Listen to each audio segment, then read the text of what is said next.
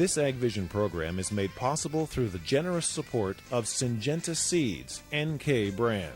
The results you need, the freedom to choose. And by farms.com. Ag news, market prices, ag careers, and farm real estate. You'll find it all at farms.com. And by farmcenter.com. It's the only farm management resource center you need. Census data shows that the average age of a farmer in this country is 52. That is 13 years older than the average age in the workforce. In provinces such as Ontario, the number of farmers under the age of 35 has declined by more than 50% in the last decade. On the surface, the statistics seem to paint a bleak picture for the future of agriculture. That is, until you meet some of the new faces of farming. Allow us to introduce you to these remarkable young farming couples. The decline in numbers of farmers, especially young growers, is a trend that goes back to the dawn of the Industrial Revolution. For Dwayne and Christy Mouvold, who farm near Breton, Alberta, southwest of Edmonton, it's not only a tale of woe that's getting a little old. They say the numbers are misleading. As winners of the Outstanding Young Farmer Award for Alberta in 2008, they don't believe for a minute that all of this statistical change equates somehow to an industry in decline. On the contrary, the opportunities for young people to be involved in farming are simply changing, and, in some cases, for the better. Take, for example, Norm and Laura Shoemaker, awarded the title of Canada's Outstanding Young Farmers in 2007. They, along with their staff of 40, work nearly 18,000 acres near Regina. They also manage multiple profit centers, including storage facilities for CFIA, aerated grain, and fertilizer. They also have a truck scale and a crop protection division with chemicals, fertilizer, custom application services, and agronomic support.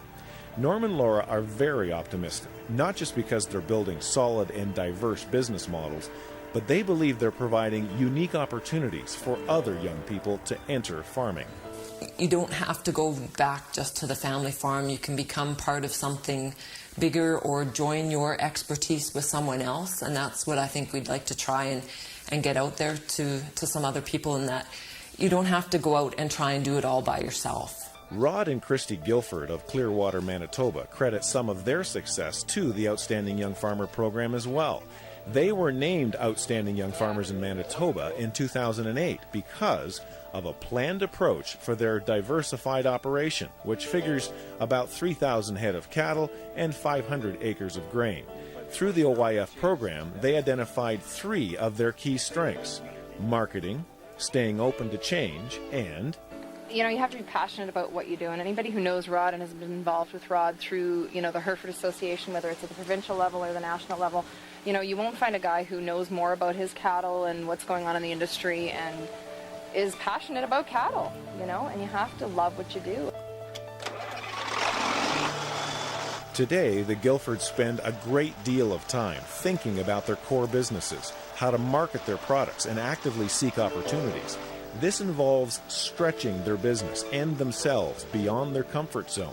In doing so, they have sent several shipments of heifers to Russia and sold their genetic products to 23 different countries.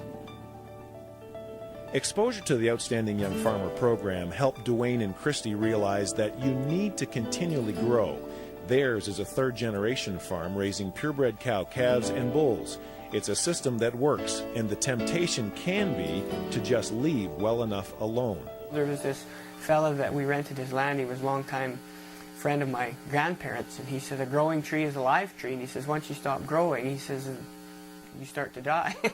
So I mean, you could correlate that to a business as well. When it comes to growth, the Mouvolds believe in updating their training, whether it's bookkeeping, taking a course in marketing, or now that they're in a global market, Dwayne thinks learning another language would be a good idea. However, the turning point for their growth came when they forced themselves to continually answer the question, why are we doing what we're doing? The guys were wanting to climb in. For the Shoemakers, going through the Outstanding Young Farmer program helped them identify their weaknesses and pursue partnerships to help them overcome. While all 3 of these young couples share a common experience in the Outstanding Young Farmer program, they also share something else, something common to many young farmers in this country. a management style that is very aggressive and deliberate. When it comes to finances, for instance, the approach is stubbornly simple. Use debt strategically. While it would be nice to farm with all the modern conveniences, capital purchases have to make sense for the business. For Dwayne and Christy, reducing debt increases their freedom to make other management choices. The Shoemakers also pull no punches when it comes to financing in debt.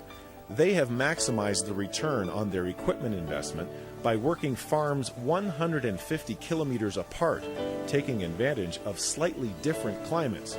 They also sold some acres and increased the land base by renting because, for them, capital works harder on the operating side of the business.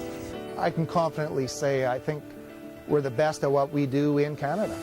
It took Lionel Ector a long time and a great deal of effort to be able to say that. Working with his wife Melody, together this young couple created Diefenbaker Seed Processors Limited near Elbow, Saskatchewan. It's a company that grew from the desire to make their farm full-time employment. Diefenbaker Seeds includes a 26,000 square foot warehouse, processing area, and a 4,000-acre farm. Between the processing company and the farming operation, they employ about 10 full-time and up to 20 seasonal and part-time staff. There are many obvious factors making this farm and the value-added business unique. It's widely considered the first business of its type to be ISO 9001 and HACCP recognized.